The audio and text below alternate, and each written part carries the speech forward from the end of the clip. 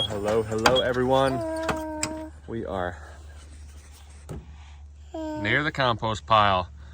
If you've seen the videos, I think it was on Facebook, we had a compost pile that was 25 foot long and 8-9 foot high. It has shrunk. It's shrunk down to about 5.5 foot tall. And we are doing our turn, and I believe we're going to do one turn here. The mixture was pretty wet and soupy when we first added it here. And so now it's still got quite a bit of moisture. It's dried out a little bit on the outside.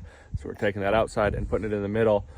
This is going to be a lot of compost. It's certainly going to do all of our needs for down in the garden right now. We've got another large pile, even bigger than this one, in the barnyard that we're going to get to here soon, that we'll probably spread on the pasture and or bring back over here. Once we use all this, we'll bring some of that over here, just have some extra compost for kind of amending beds once we get into bed flipping season in the middle of the summer, getting into fall. But yeah, it's coming along nicely. You can see we did leave about a 5 foot space there so that we were able to take the end of this pile, flip it over there, and then subsequently move on down the line. And then we will have about a 5 foot space down there that we'll be able to, if we needed to, we'll be able to turn it back this way. I just gotta say, a huge fan of, they call it the debris forks, or a lot of different things for this bucket attachment.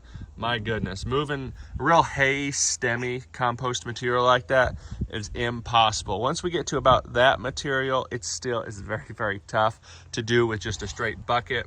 It wants to wad up. You really can't get it. You're just pushing it. You're really not able to pick it up. And so that can be a real pain in the behind. But you know what? It is working out really nicely. Love how it's looking. The compost is turning nicely. It's looking like it's breaking down well. It's starting to heat up. Now, when I initially put this pile in here, I had packed it in. And so yes, we did get a little bit anaerobic with it, but now we're turning it, and we will be getting aerobic with it for sure. It's going to be a nice pile of compost. Certainly could be turned by hand. This is certainly something you could do by hand. Just quite a bit of hours doing it. Not opposed to doing it, but certainly tractor certainly makes nice work of it. Gives you time to do other things like, I don't know, go on a buggy ride or work the horses or do something like that, or be, planting and harvesting are the two biggest, most important things you can be doing in the garden, or if you're on a market farm type deal. Turning compost by hand with the pitchfork is certainly not one of the most important things to be doing. It's certainly an important thing you could be doing, but to be able to take, I don't know, it's tough to say, maybe 75 man hours, and do it 75 man hours with a pitchfork of bringing it here, loading it in a wheelbarrow, bringing it here, definitely not being able to pile it up as efficiently, and then now turning it to get that finished compost. A lot of compost. So if you were doing that by hand, it'd be a lot of compost.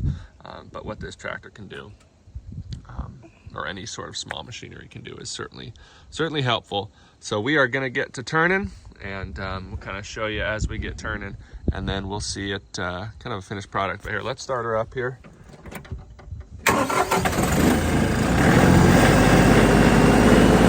And we'll turn a little bit here. Now we're getting to the outside, which we're going to turn the outside, put that on the inside, and now you can see the inside is the outside. We'll go over the top.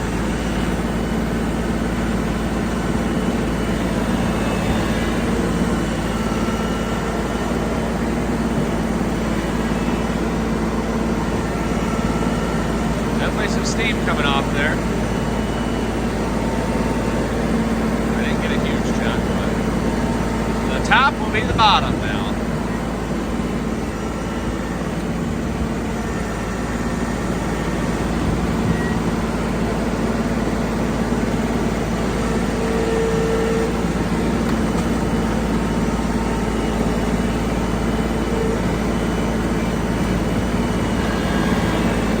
Those forks, being able to just sink in, that is so huge. So huge. You can see we got some hot compost in the making.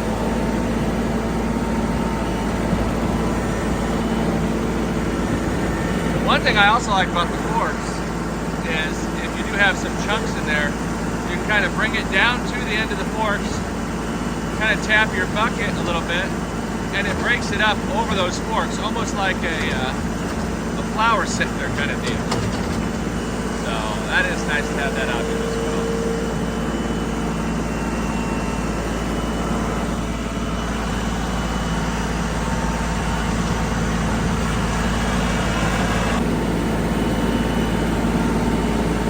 And that's kind of what we're gonna do. So, well, we're gonna get to the tractor work. I might be able to kind of zoom in here once we're done. But hey, we're making compost.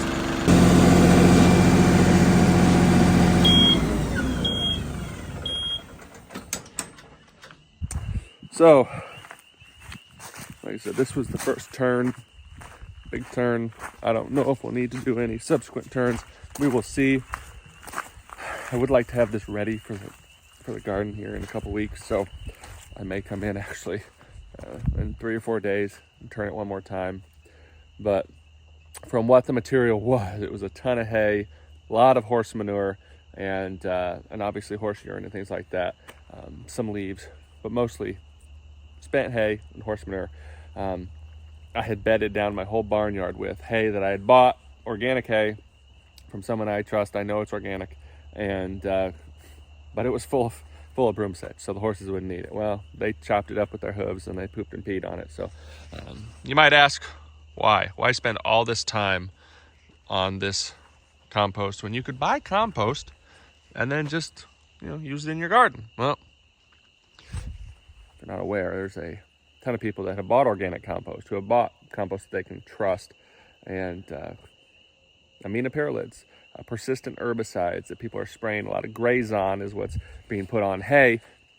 And so we have gone as far, and if you're new to the channel, you're just joining the Miller fam here, we've gone as far as not only bringing in the horses so that we can know that, okay, we are feeding them stuff that we trust, and then we'll use their manure to make the compost. We're actually haying. We've started our own haying operation, so we hay. We cut our hay with our horses. We rake our hay with our horses. We bale our hay from start to finish. We know what's going on that grass, how it's been cut, who it's been fed to, where the manure. We've been pretty pretty thorough with this because we take growing our own food so seriously. So, like I said, I was expecting there to be the pile to have shrunk quite a bit.